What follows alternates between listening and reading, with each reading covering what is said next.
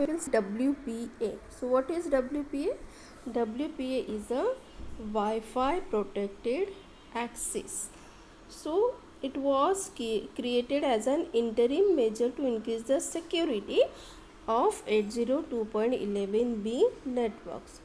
And as we know, the WP as having a too many flaws, it is having so many problems, but that it will still be some time before the IEEE adopts the 802.11i.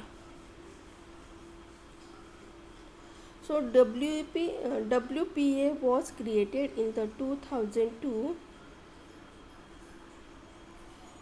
by a vendor alliance. It provides a stronger protection until 802.11i.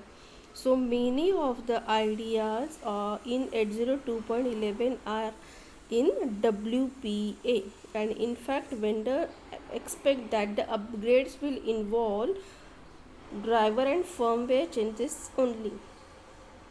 So instead of 40-bit keys as used in the WPA uses the 128-bit keys for encryption and hashing to generate the new random keys.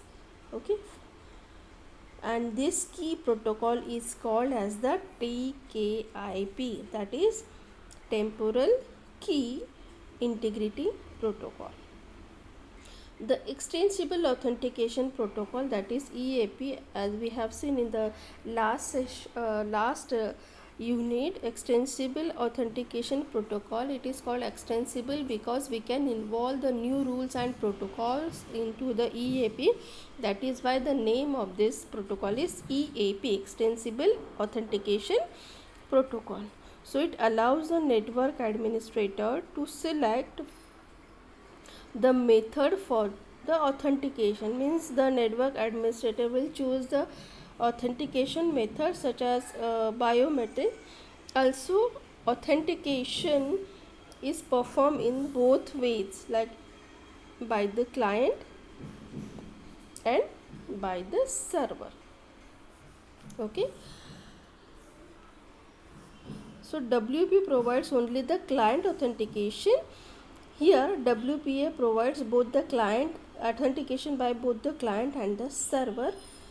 WPA also provides the automatic key management to generate, configure and distribute the keys. Okay, so these are the advantages of the WPA over WEP. Okay, so thank you so much.